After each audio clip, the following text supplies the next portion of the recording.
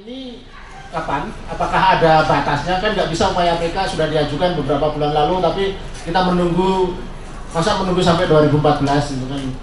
Nah itu gimana? Terus kalau upaya PK ternyata putusan tetap menguatkan, ada upaya lain seperti apa secara hukum? Terima kasih. Memang upaya PK ini, terutama yang berurusan kalau kita berhubungan dengan Mahkamah Agung, itu tidak ada ketentuannya sampai kapan harus diputus. Ini barangkali bedanya kalau di pengadilan negeri dan di pengadilan tinggi, Mahkamah Agung membuat surat edaran maksimal perkara itu mereka tangani 6 bulan. Tetapi untuk di Mahkamah Agung umumnya 1 tahun, bisa 2 tahun, bisa 3 tahun. Jadi kita memang karena tidak ada aturannya.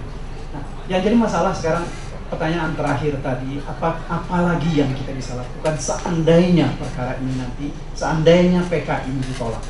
Secara hukum kita nggak punya lagi alasan untuk memperkarakan ini, kecuali yang paling mungkin adalah kalau misalnya ditemukan ada bukti baru, maka Jaksa Agung lah yang mempunyai hak untuk mengajukan semacam kasasi terhadap kasus yang sudah mempunyai kekuatan hukum tetap berdasarkan karena ada ketentuan, ada bukti-bukti baru. Cuma yang jadi masalah untuk kita, apakah Jaksa Agung mau, ya, misalnya nanti kalau misalnya ada bukti-bukti yang cukup akurat yang mengatakan misalnya ada orang yang mengakui bahwa yang membunuh almarhum itu ada orang lain.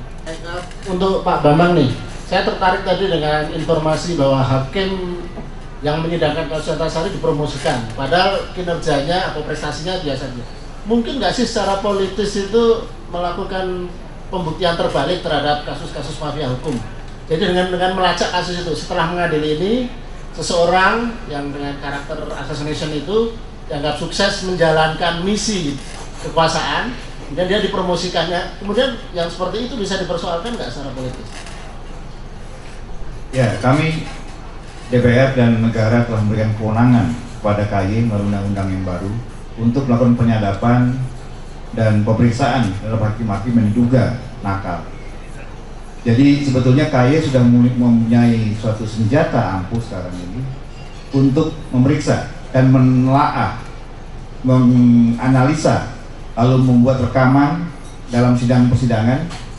Nanti akan diketahui putusan hakim itu sudah sesuai dengan aturan atau tidak.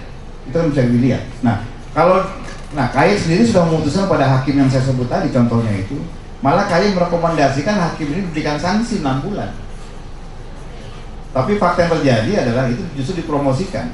Kan? Ini kan itu artinya ada komitmen yang tersembunyi, ada tangan-tangan kekuasaan yang bermain, sehingga hakim ini menurut KY bermasalah dan perlu diberikan sanksi, tapi menurut kekuasaan perlu dipromosi.